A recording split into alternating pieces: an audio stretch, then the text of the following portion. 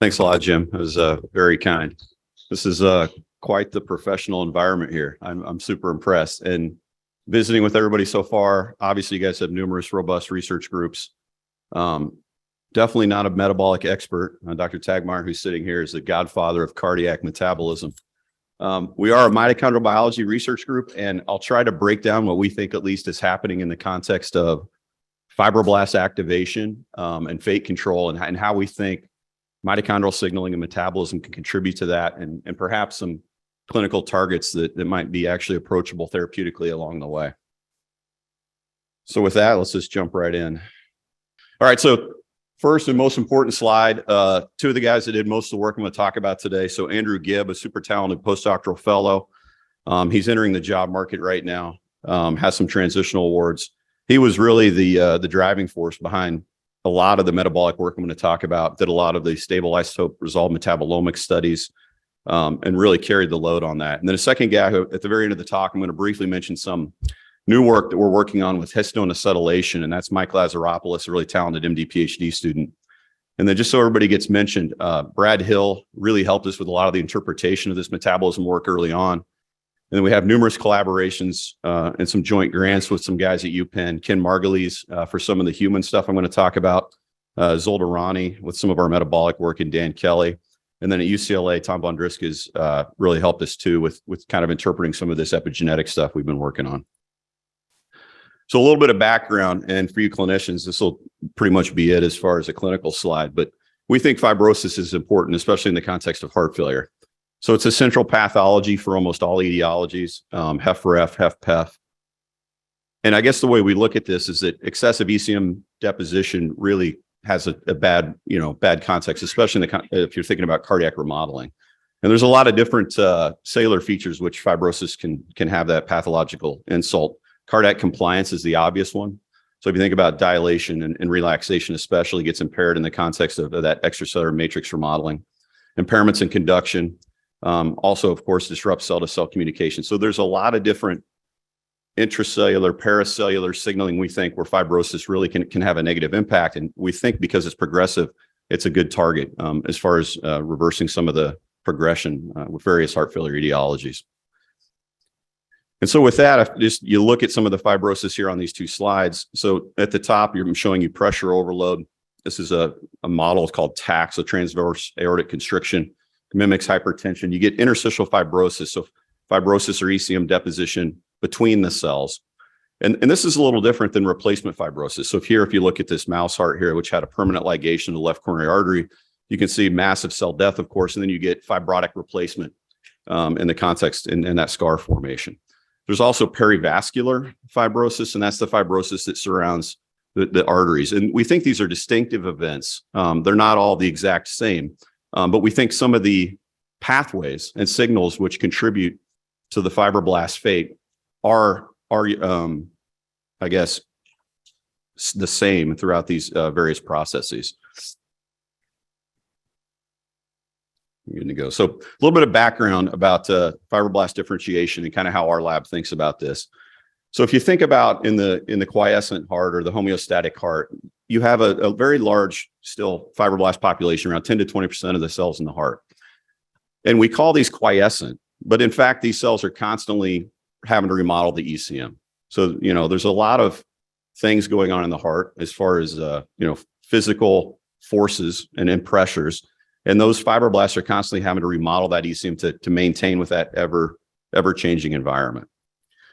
But we do know that after various stressors, they can activate this. The most well-studied is TGF-beta, also others such as angiotensin 2, or even just mechanoforces.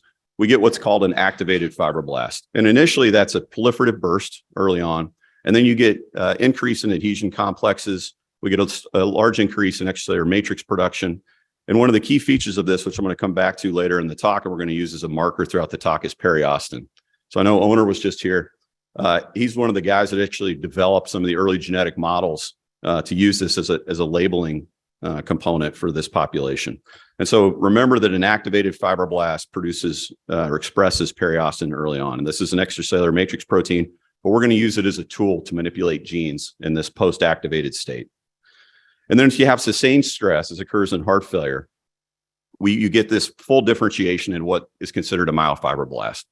Now, there's multiple fibroblast populations in the heart, but I'm really keeping it very simple in that we have an activated fibroblast, a myofibroblast, which could be, a continuum of that. But essentially, we think this is the primary ECM production cell type.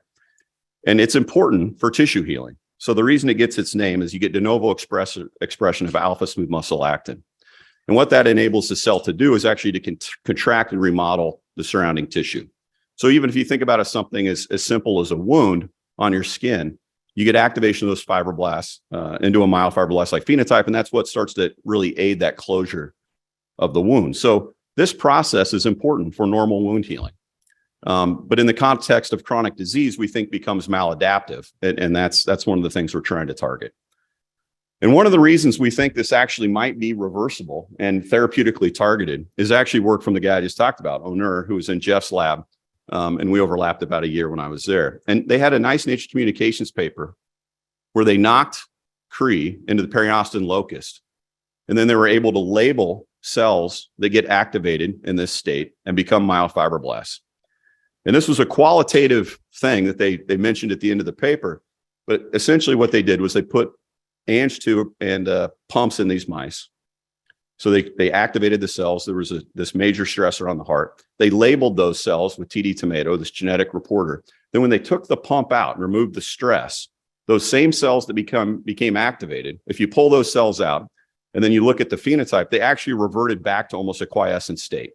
So the gene program reverted back. So it suggested that if you have these cells that become these indifferentiated myofibroblasts, which are thought to really stick around for a long time, they're very resistant to killing. They're almost like a cancer cell.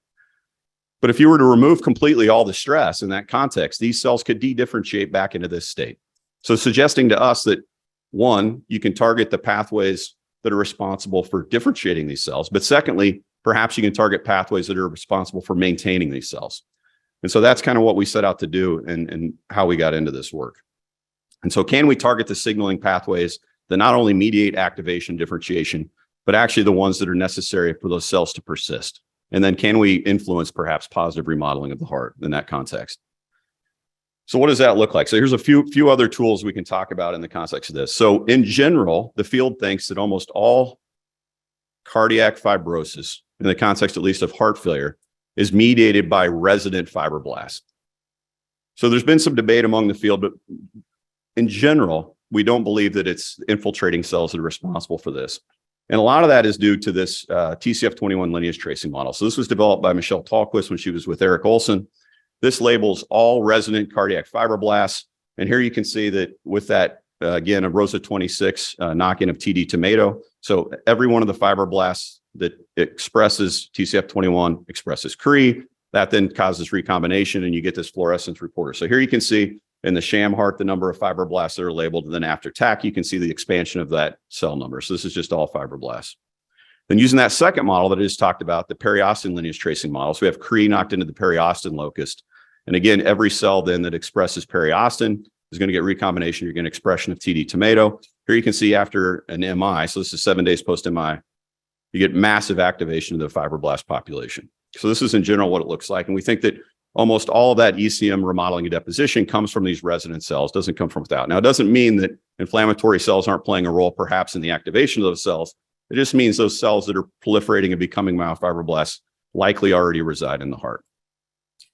And so with that, I'm going to give you some of the background for how we kind of first got into this. So this is kind of the myofibroblast differentiation signaling, let's say circa 2015, when we first started kind of looking at some of this.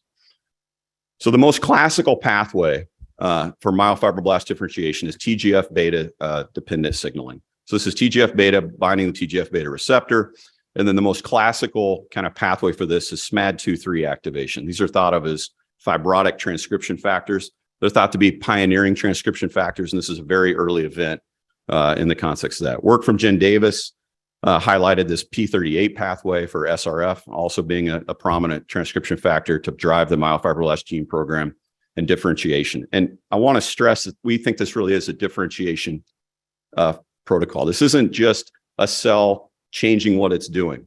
It's a tiny, tiny quiescent cell, spindly shaped fibroblast that becomes this large, almost semi-muscle-like cell. So we really do think this is a true de novo differentiation program. And I think it's important to understand that in the context of this. In addition, there's been a lot of work over a number of decades that have shown various GPCR agonists, such as angiotensin 2 or endothelin 1, both potent also in this process of activating fibroblasts to convert them into this myofibroblast lineage. A lot of this is via IP3 dependent receptor and calcium release from the ER. I think you can see where I'm going with this.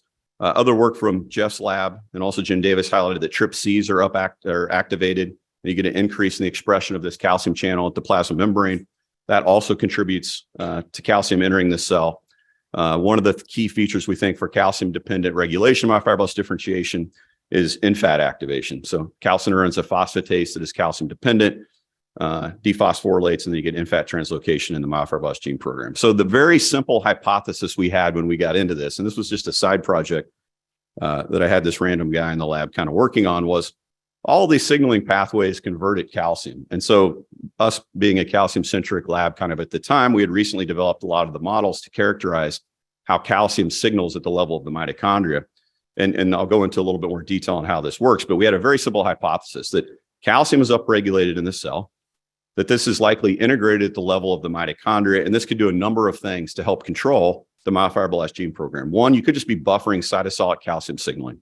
So you can think about these microdomains and how mitochondrial calcium uptake might modulate, say, in-fat activation.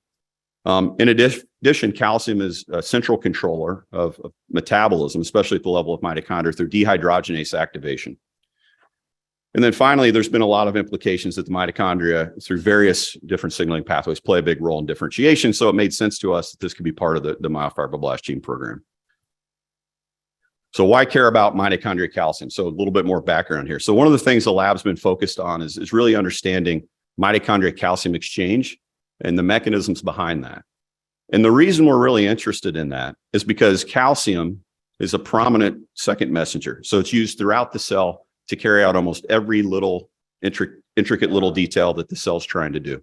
You know, any little thing the cell's trying to do, typically some level of calcium signaling is involved. Why is that important? Well, you got to have energetic matching of whatever the demands of that cell is.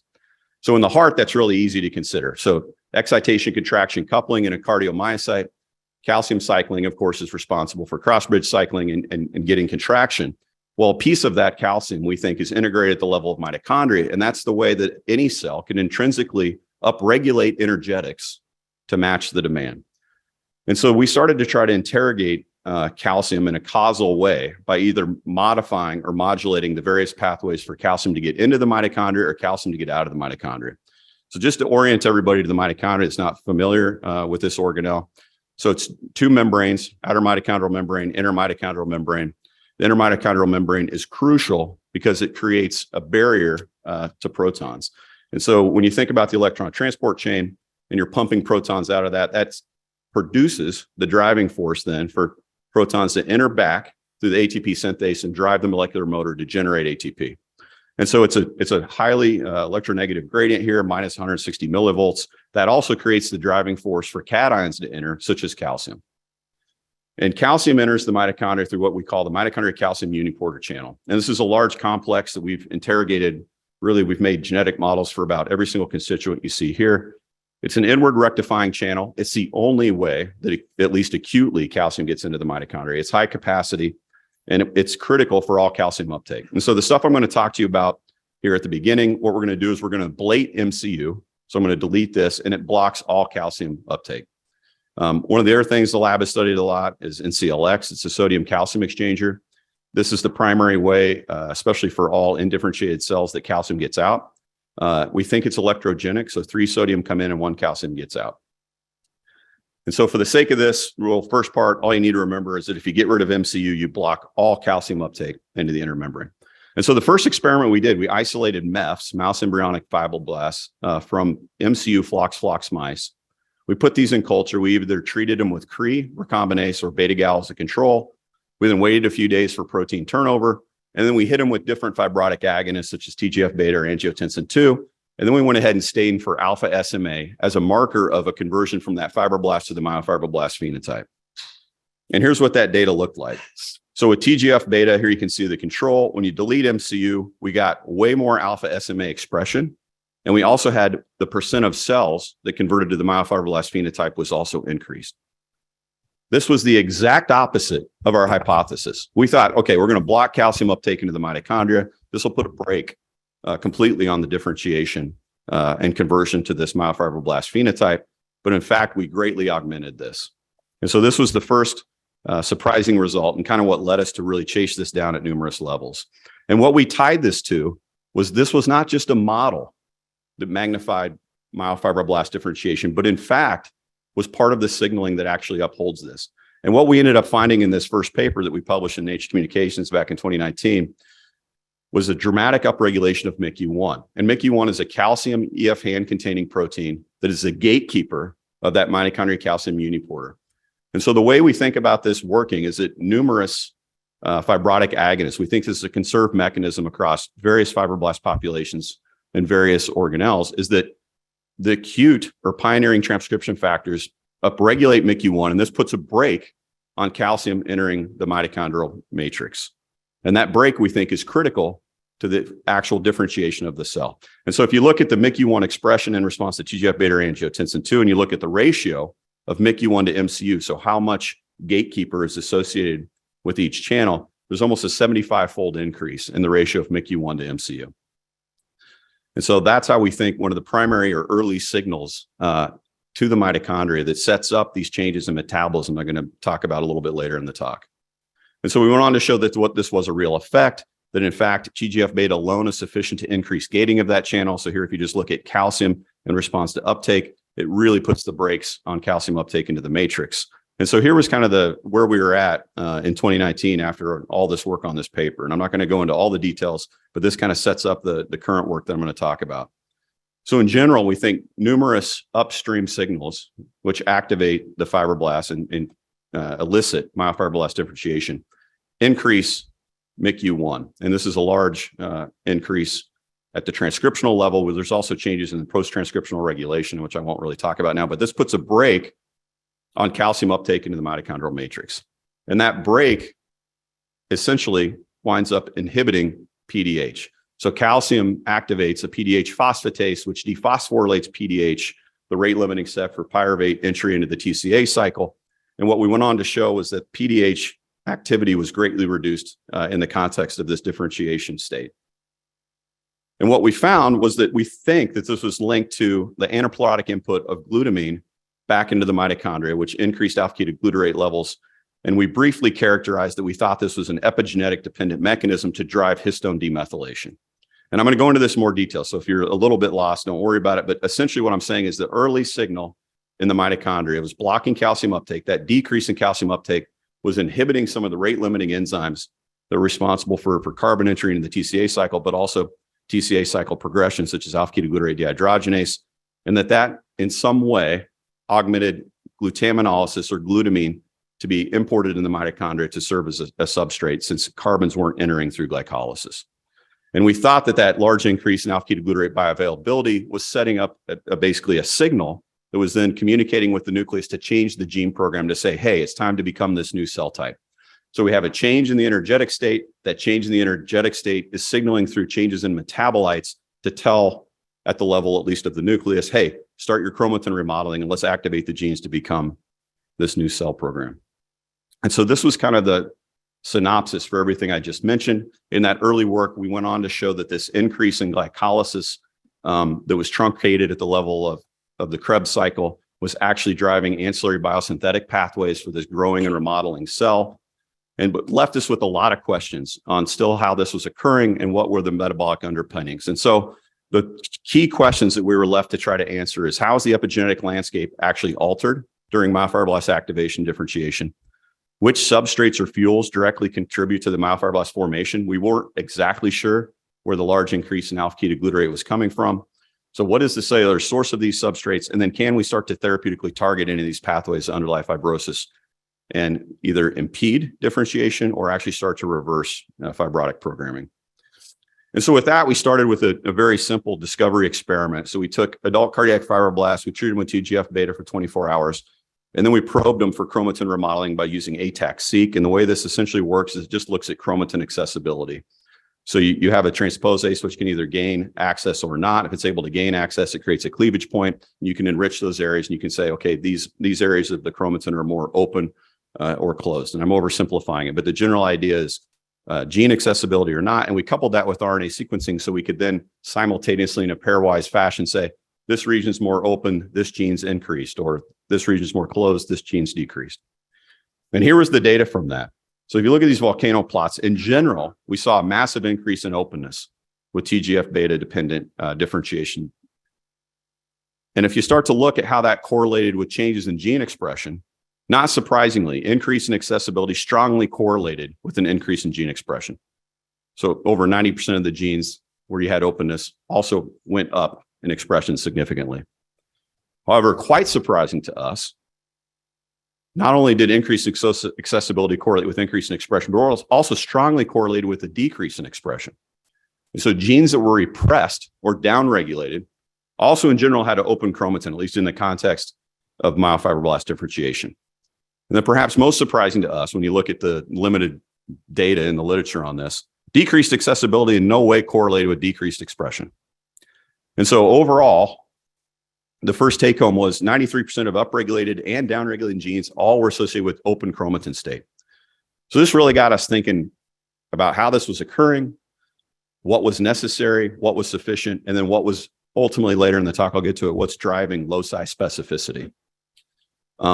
And I think this is more common than you would think. If you really start to interrogate some of the databases online, a lot of the papers cherry pick one or two genes that might go down in expression and decrease in accessibility. But for us, at least in this model system, we think increased accessibility is necessary, but we don't think it's where specificity is occurring. And I'll get to that in a little bit. Okay, so why is this important? And what is the relation to mitochondria metabolism? So almost all the epigenetic modifiers, so either applying or removing a mark, are intrinsically linked to metabolites and metabolite levels. So if you think about methylation, the most common, so S-adenylmethionine is a substrate, an absolutely required substrate for methylation, both at the histone and at the DNA level. And then if you think about the majority of histone demethylases, so removal of these methyl groups from histones, the Jumanji C domain containing demethylases, alpha-ketoglutarate, another metabolite from the Krebs cycle, is a required cofactor, okay? In addition, if you think about all the work on acetylation, so thought of sometimes as activating marks, histone acyltransferases or HDACs, removal of that acetyl-CoA group. Absolute requirement, again, is acetyl-CoA. And if you look across all the different post-translational mechanisms that are thought to be occurring either at the level of histones or DNA, and here's a list of just some of those. Almost all of these, succinylation, that's succinate, lactylation, that's lactate. All of these are metabolites. And all of this is constantly changing. And if you think about, again, the cell, you want to be able to change metabolism and energetic homeostasis to match whatever you're trying to do. And so it makes sense to us that these are intricately linked in a way metabolism is directly linked to changes in the gene program. And so the first question I'm going to try to answer today is what fuels actually contribute to the large increase in alpha-ketoglutarate that we found in that first study through both stable isotope resolved metabolomics coupled with just regular metabolomics so we could get at absolute levels. So what fuels contribute to that large increase, and is it necessary for myofibroblast differentiation and maintenance in fibrosis? And so I'm not going to go into this, but just a little bit of background. What is stable isotope resolved metabolomics? Dr. Tagmar could come up here and explain this much better than me. But we're going to have labeled glucose, and the general idea here is we got an extra neutron. And so what we can do is feed this substrate to either cells or a mouse, and then we can look at how it incorporates into different carbons of different metabolites. And here you can just see one example of a pyrimidine, uridine monophosphate. And here over time, you can see increased labeling at this fifth carbon by 13C6-glucose. And so the first thing we did was we did stable isotope resolved metabolomics for both glucose labeling and also glutamine labeling to try to get a handle on what was going on in the context of how the pathways were changing in response to myofibroblast differentiation. So this doesn't say anything about levels of given metabolites, but what it does do is it starts to outline a pathway for how these things might track. And so the experimental design for what I'm going to talk to you first about was we gave labeled glucose for 12 hours in the context of TGF-beta treatment. And then glutamine, because it so readily labels the carbon pool, we only gave for an hour before we ended up performing the experiment. And here you can see with glucose labeling in response to TGF-beta, you got an increase in many of the different glycolytic intermediates, also an increase in pyruvate and lactate. But we were extremely surprised, and these are cells in culture, that glucose did not enter the Krebs cycle. So we have glucose being utilized by the cell, and it's feeding all these ancillary, we think, biosynthetic pathways, but glucose wasn't actually entering into the Krebs cycle. And we think that's due to calcium inhibiting at the level of PDH. But this was the first clue that something interesting was going on. So alpha-ketoglutarate was not coming from glucose in this context. However, with labeling of glutamine, this is only in 1 hour. We got labeling of many of the Krebs cycle intermediates. And then here you can see we had a large increase in the labeling of alpha-ketoglutarate. This, again, is only 1 hour of labeling in the context of TGF-beta treatment and differentiation. And if you look at the relative abundance just by metabolomics, it's over a twofold increase in what we would consider bioavailable alpha-ketoglutarate. And so just briefly summarizing this first part without going into all these studies in detail, in general, with adult cardiac fibroblast activation, glucose flux into ancillary biosynthetic pathways is occurring. You get labeling of pyruvate and lactate, but almost no labeling at all of Krebs cycle intermediates. However, glutamine does appear to be the primary carbon source for alpha-ketoglutarate and also for oxidative phosphorylation, which I'll get into perhaps later in the talk.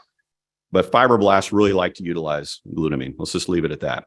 And if you couple all of our metabolomics and SERM studies with our transcriptomics, this is kind of a global snapshot of what you see.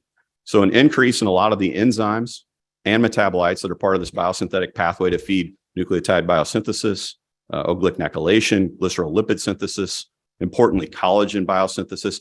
All these things are extremely important building blocks to form this new cell type, this myofibroblast, and to produce the collagens and extracellular matrix proteins that are responsible. However, we also saw a downregulation of PDH. Okay, so a blockade, and we think that's a calcium-dependent regulation. And we saw a large increase in glutamine utilization, uptake, and of course, feeding alpha-ketoglutarate. And here I'm just showing some of the other things that glutamine can contribute to. So glutathione biosynthesis, so extremely important for redox state, proline biosynthesis. This is very important, of course, for collagen production. And so this is what we think one of the major, at least, underlying features behind this metabolic remodeling we think that is necessary for formation of the myofibroblast and fibrosis. And so the simple question we asked is glutaminolysis, glutamine conversion to glutamate, is this actually necessary for myofibroblast formation? So the first studies we did, we used this inhibitor for GLS1, CB839, and this is in some clinical trials now for cancer. It's a very specific inhibitor. And lo and behold, if you treat cells in the context of TGF-beta, GLS1 alone is sufficient to block differentiation, reduce collagen expression, and block the conversion of a fibroblast to a myofibroblast. So it reduces it almost back to control levels. In addition, if we look at a second phenotypic assay to kind of quantify the myofibroblast number and function, so here we're embedding fibroblasts into collagen gel matrices. If you treat with TGF-beta, that gel contracts. So think of the tissue remodeling. And then if we block glutaminolysis with a GLS1 inhibitor, that function is reduced. So another sign of decreased myofibroblast differentiation in number. We then moved on to a genetic model. So this is going to be conditional deletion of GLS1. So we have flock sites surrounding exon 1 of the GLS1 gene. And again, this is blocking the conversion of glutamine to glutamate, so metabolism of glutamine. And here you can see we get nice recombination, almost complete deletion, at least in culture with adenovirus Cre. So we get loss of the two different isoforms. And again, conditional deletion is sufficient to block TGF-beta dependent differentiation and also gel contraction. So suggesting that glutaminolysis is necessary for myofibroblast differentiation. So what about the epigenetic piece? So we just globally first profiled this at the level of histone demethylation. Since I previously mentioned we thought alpha-ketoglutarate was a necessary cofactor for this, and earlier work hinted that Jumanji C histone demethylases were a critical aspect of this. And here you can appreciate, I think, that some of these marks, such as H3K27 methylation, are reduced with TGF-beta, suggesting that you're getting demethylation events, and that's reverted if you inhibit with CB839, the green bar. Same thing with H3K9 trimethylation and H3K4 dimethylation. And then importantly, to kind of bring this full circle, if we use that same inhibitor, CB839, which is again blocking at the level, again, of glutamine conversion to glutamate, and we dump back on the cells cell permeable alpha ketoglutarate, so dimethyl alpha ketoglutarate, we're able to revert the phenotype. So we're able to, again, to force those cells to convert back into a myofibroblast. So we really think that the key aspect of this is alpha ketoglutarate, at least in the context of GLS-1 inhibition. Okay, all well and good. It works in culture, and I've showed you that we can block differentiation, but is this actually sufficient to target in vivo? And then can we actually start to reverse some of this fibrotic remodeling? That's the goal. And so we took our GLS-1 conditional mice. These are crossed again to that periostin knock-in model. So we got Cree knocked into periostin. And then we also have these mice crossed to a Rosa 26 TD tomato reporter. And so every single cell where periostin gets expressed, again, that's only in a post-activated fibroblast, we're going to get Cree expression. That Cree is going to delete GLS-1. And in our hands, it looks like the half-life is 3 to 4 days. So this takes some time. And then simultaneously, we're going to label all those cells with TD tomato. And so here you can see that after FACS sorting, we do get nice deletion of GLS-1 in the fibroblast population. We kept these mice on tamoxifen chow throughout the study so that every single fibroblast that gets turned on and differentiates into a myofibroblast will then ultimately have GLS-1 deleted, but also be marked by TD tomato. Okay, so the pressure gradient's the same. This is transverse aortic constriction, so a pressure overload model. Injuries the same between the two groups. And importantly, the number of cells that got labeled, so the number of activated fibroblasts wasn't changed. And so we're not changing the activation of the fibroblast in this context. We're only deleting GLS-1 after the cell is activated and converted to a myofibroblast, okay, based on the temporal dynamics of the system. And so what happens if we start to block glutaminolysis in those, again, just post-activated fibroblasts? So here, looking at ejection fraction over time, you can see a steady decrease in the controls as well as our deletion mice. But at this 8-week time point, we start to get an inflection, and they start to get a little bit better. And basically, it's a stabilization, we think, more so a function, whereas you continue to have deterioration in the control. And if you look at a number of different indices, here I'm showing you B-mode speckle tracking. So this is regional wall motion. This is important because we can measure radial strain both during systole and also diastole. So if you look at the inverse radial strain, that gives you an idea of relaxation, which in the context of fibrosis, we think is a big deal. That was significantly increased. Again, we're only deleting GLS-1 in post-activated cells. Same thing with systole. And then if we go ahead and quantify fibrosis by picroserous red staining, and if we go ahead and look at the interstitial fibrosis amount, that is reduced at the end time point of this model, okay, by deleting glutaminolysis just in those past post-activated fibroblasts.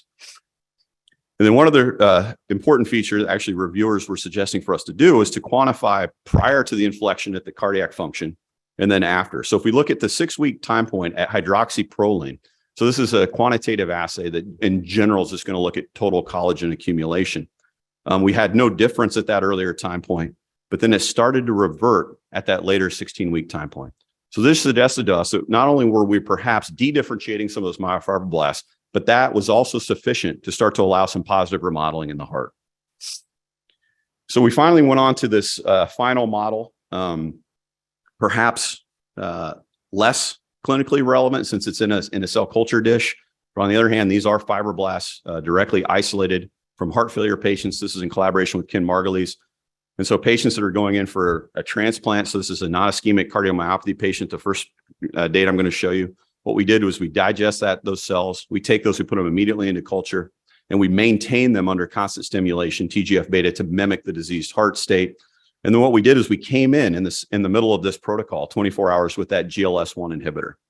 Okay, and then when we went ahead and looked at the conversion, how many cells were still myofibroblasts, and what does the fibrotic gene program look like?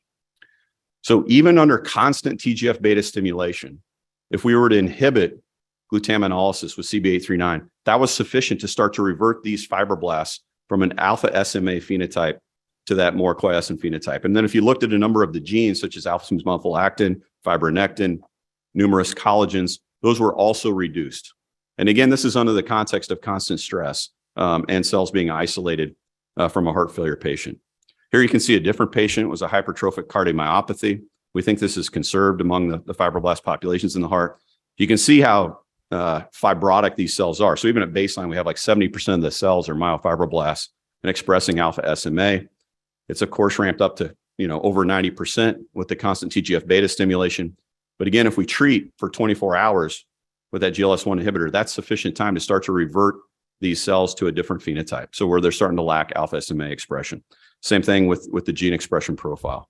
And so we think that glutamine metabolism is not only required for differentiation, but is necessary to maintain that indifferentiated phenotype, suggesting that the fuel is critical for that given cell type. Okay, so hopefully I've convinced you that glutaminolysis is important, but what is the source of glutamine? What's the source of this fuel? And is fuel availability actually a regulatory mechanism in fibrosis, or is it merely sufficient? Okay, so I think I've shown you strong data. The glutaminolysis is increased, but is that increase just part of the normal maintenance of the cell, to underlie these changes, or is this actually a signaling component to induce fibrosis? I think that's a question we still haven't completely answered, but something we're trying to get to now. And why would we be thinking that fuel utilization is important? Well, there's a number of reasons, of course. Well, one real interesting piece of data that we knew about quite some time ago through collaborations with Zolderani before this study was published in Science, and it's very interesting. So what he did was they took various heart failure patients that were going to the cath lab, and then they did A to V metabolomics. So they put a cath in the radial artery, but also the coronary sinus and the femoral vein, and then quantified metabolite levels in the blood going into the heart and then coming out. And this is really cool because what they could then quantify in a very systematic way was metabolites where uptake was increased in the heart or metabolites that were excreted in the failing heart. And then, so it was a systematic way to really try to get at this, I think, in a really cool system. And why we were interested was the number one metabolite that increased in the failing heart that was excreted was glutamine. And you could say, oh yeah, but glutamine is like one of the most abundant circulating metabolites. It is, but it was super cool to us that the heart was pumping out all this glutamine for a lot of reasons. Why are you getting rid of an important carbon source when you're failing? Why is glutamine so highly released in the context of a failing heart? Well, in the context of our fibrotic work, it made us think that perhaps that glutamine could be a signal or be a fuel necessary for activation of fibroblasts in these disease niches within the heart. In addition, if you go back to our TAC model, so the pressure overload model or the MI model in mice, and you just look at the transcriptome, the glutamine transporters are dynamically altered in response to both TAC and MI at early time points and also late time points. So very early on, you appear to be getting a remodeling, at least, of metabolite transport and or utilization. If you look at the enzymes responsible for metabolism of glutamine, all this appears to be remodeling in the stressed heart. We see the same thing in human heart failure patients with data from Ken Margulies. And so the first, I guess, question and rationale was, obviously the heart excretes glutamine during stress. It's the greatest net change in the failing heart. There's significant changes in these transporters. Is cardiomyocyte-derived glutamine an actual signal to activate fibroblasts and or drive fibrosis? Okay. And so to get at this, now we're doing the opposite. Instead of blocking glutamine conversion to glutamate, we're blocking the other enzyme, the reverse one. So we're blocking glutamate conversion to glutamine. And this is the glutamine synthetase. Okay, I'm going to refer to as GS. Okay, so again, we're going to inhibit or delete glutamate conversion to glutamine. And we're going to do this in the cardiomyocyte, not in the fibroblast, to try and test if cardiomyocyte-derived glutamine is a signal or if it contributes to myofibroblast activation or fibrosis. And so here we're using an alpha-myosin heavy chain mercury MERS. This is a tamoxifen-dependent cardiomyocyte-specific CRE.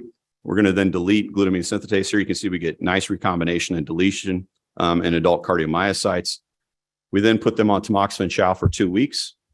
We followed them by serial echo under the conditions, again, of pressure overload TAC. And you can see what happens. So you delete glutamine synthetase just in the cardiomyocyte, and you start to see a preservation of function all the way out to 12 weeks. We are extremely surprised by this phenotype. In addition, if you look at fibrosis in the context of this model, again, we're not deleting this anywhere except for in the cardiomyocytes. We get a large reduction in the amount of fibrosis by Picker-Series red staining with glutamine synthetase deletion. We have a whole lot of other data on that. I think the tricky part for us is trying to track and really show that glutamine derived from a cardiomyocyte is actually ending up in the fibroblast. And so we have studies now underway to try to get at that, where we're trying to label glutamine. And in those labeled mice in vivo, we're then seeing if we can get a difference and fibroblast carbon labeling in the context of deleting GS in the cardiomyocytes. It's the only way we could think about doing this. So we have two models that you have to utilize here because you can't use a Cre-dependent model in both cell types. And so we're using a PDGFR alpha EGFP knock-in to try to pull those fibroblasts out and see if labeled glutamine is actually changing in the context of deleting the synthetase just in the cardiomyocyte. So that's kind of what we're trying to do. So if you look at the whole picture of this, here's kind of what we think is happening globally. So various stressors, as I mentioned early on, upregulate McU1. McU1, we think, is a primary signal which puts a brake on calcium entry into the mitochondrial matrix. This is what initially initiates the metabolic remodeling, primarily through decreases in PDH activity, but also through alpha-ketoglutarate dehydrogenase decreases, we believe. Glucose is not entering the Krebs cycle, but is rather feeding these ancillary biosynthetic pathways to drive the change in phenotype and remodeling of the cell. And glutamine entry and uptake is upregulated in the context of the myofibroblast, converted to glutamate, and that serves as a valuable anaplerotic source to feed the Krebs cycle and also increase alpha-ketoglutarate, which we've shown is really necessary, we think, for the histone demethylase activation and what initiates at least remodeling of chromatin at the level of the gene program. Okay, but how is this actually occurring? So I mentioned before that the open state of the chromatin correlated with both increases in gene expression and decreases in gene expression. So that suggests that the chromatin remodeling is necessary, but that's not what's driving the gene specificity as far as the changes for up and down. And so what is mediating that? And so one of the things that we hadn't yet tackled, but of course is intrinsically linked to this, is acetyl-CoA metabolism. And we did see that acetyl-CoA bioavailability was also increased in our metabolomics data set. And so we were wondering if this perhaps could be one of the epigenetic marks, histone acetylation, that was promoting maybe perhaps specificity for gene activation or downregulation through the recruitment of activating transcription factors or repressive transcription factors. So how is acetyl-CoA metabolism? What are the ways we can interrogate this? So there's two primary enzymes responsible for acetyl-CoA synthesis. So ACLY, ATP citrate lyase, for the conversion of citrate to acetyl-CoA, and ACSS2, so acyl-CoA synthetase short chain family member 2. And this uses acetate as a substrate for acetyl-CoA. Acetyl-CoA has been shown to be necessary, of course, for histone acetyltransferase dependent acetylation of these marks. And so the data I'm going to briefly touch on here is where we interrogated ACLY and its role in this epigenetic reprogramming in the context of fibroblast differentiation. And so the model, I'm just going to jump right into the in vivo work. So we crossed ACLY flox mice, again, to this periostin knock-in mercury MER model. So we're only going to get, again, deletion of ACLY only in post-activated myofibroblasts, and we're also going to simultaneously label those cells with TD tomato. So we kept the mice on tamoxifen chow throughout the study. Again, went to a transverse aortic constriction model. And here you can see that, again, that if you delete ACLY in the context of TAC at least, that it's cardioprotective if we're looking at ejection fraction over time. In addition, if we look at fibrotic remodeling, again, picroserous red staining in the fibrotic area, here you can see the large increase after transverse aortic constriction or pressure overload. And you can see reversion where, again, we've deleted ACLY only in those post-activated differentiated myofibroblasts. And then finally, if we go back to the regional wall motion, you can see here remodeling as you would expect and dilation of these control hearts following TAC. And here I think you can appreciate the contraction is greatly increased and systolic function is increased, again, by targeting ACLY and those post-differentiated myofibroblasts. And again, if you look at diastolic longitudinal strain rates, that is also increased, suggesting that relaxation is greater. And we think that that's due to the decrease in fibrosis that we saw, but we went back again now to the non-ischemic cardiomyopathy patients, so the human cardiac fibroblast model. Now we're using a different inhibitor. So this is a Bristol-Myers Squibb compound, which is also in two different cancer clinical trials, 303141. Same model. We're going to keep the cells after isolation from the human heart failure patient under constant TGF-beta stimulation. We're going to come in for 24 hours with the inhibitor. Again, deleting ACLY is sufficient to revert some of the alpha SMA positive population and decrease various components of the myofibroblast gene program, such as the collagens or alpha smooth muscle actin. And then finally, trying to get at some of the specificity. Is this really one of the ways that you get cell-specific or I should say gene-specific activation in the context of chromatin remodeling. So we treated with TGF-beta for 12 hours, looking acutely. We're then going to delete or inhibit ACLY. In this context, we're using the Bristol-Myers Squibb compound. And then we're going to look at H3K27 marks. So here we're doing CHIP qPCR. So we pull down with H3K27 acetylation. We then probe some of the areas where we know fibrotic transcription factors are binding. Here you can see decreased occupancy with that ACLY inhibitor for alpha smooth muscle actin and also for periostin, that prominent gene that's responsible and an early feature of the activated fibroblast. In addition, we've recently completed a cut and run sequencing, actually the second round of this, to increase our N. So same sort of thing here. We're pulling down with H3K27 in the context of either TGF-beta or TGF-beta plus ACLY inhibition. And now looking at the genes that either go up or down in response to that. So occupancy of that particular mark. We used cut and run sequencing. We identified 214 specific regions associated with genes that initially increased with TGF-beta treatment, but then when you give the inhibitor, ultimately reverted or were reduced. And if you do gene ontology enrichment for those H3K27 marks, which were reduced with ACLY inhibition, it's a who's who of the fibrotic gene program. So this was the top geo terms, extracellular matrix, developmental genes. All of these are prominent fibrotic and or inflammatory genes, collagen-containing extracellular matrix. And if we go ahead and enrich for transcription factor binding sites within those genes where we have that H3K27 mark, we're surprised to see, or not surprised to see, SMAD2, SMAD3. So again, two of those prominent pioneering transcription factors, which are well known to be part of that fibrotic gene program activation.